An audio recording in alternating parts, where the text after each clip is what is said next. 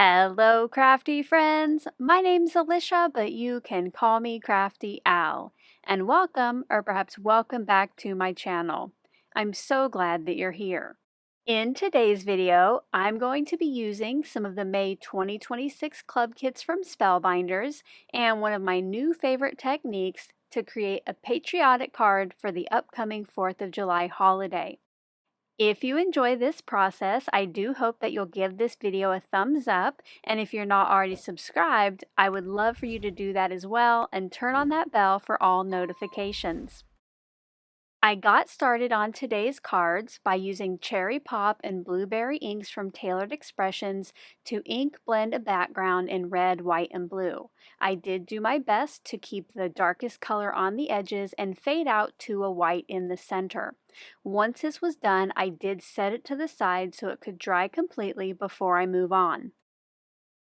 While that was drying, I took time to cut and assemble the red, white, and blue die set, which was one of the bonuses if you purchase this month's All Clubs crate from Spellbinders.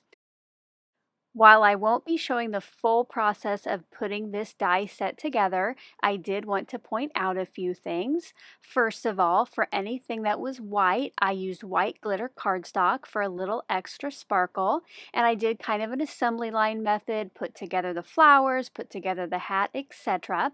And then when it was time to put the flowers on the hat later, I did bring in the little piece that comes in the packaging, so I had something to follow. I also did use the color palette from this piece just so I wouldn't have to guess. I know I did change up the greens a little bit, but in the end I end up loving how this looks, and I might have to put another one of these together even though teeny tiny dies aren't always my favorite. If you enjoy dies like this with lots of little parts, let me know in the comment section below.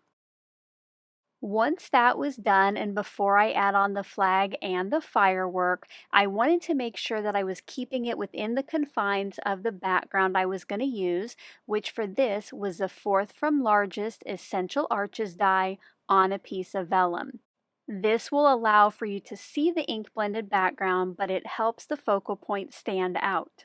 I'm going to be putting my sentiment over to the right, so I did put the hat a little bit to the left of this piece, and once I had everything in place, I temporarily tacked down the flag and the firework with some removable tape and then added liquid glue behind each of those pieces. Then I added the hat in pretty much the same way, and I did make sure to tuck the little wick for the firework on top of the flowers just so it stood out a little bit. Before I move on with the process, I did have a couple special invitations for you.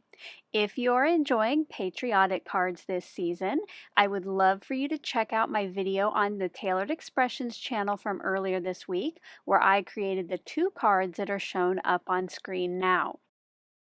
And this Saturday, I will be going live at 10 a.m. Central for the Red, White, and You card making stream.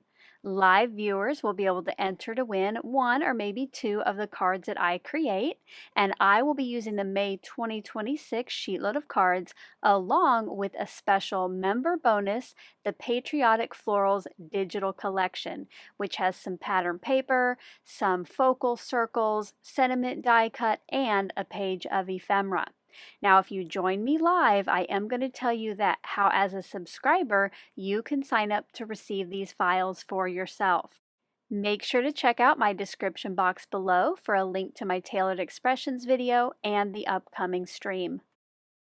The ink blended piece is now dry, so it's time to add some texture and distressing. The first thing I'm going to do is use the 3D embossing folder Night Sky Celebration from Spellbinders to add a fun background of fireworks. Now normally I would have misted the back of this to help with cracking, but since I knew that I was going to bring in my sanding block to sand away some of the color, I just ran it through dry. I have now used this technique a couple times and I am in love.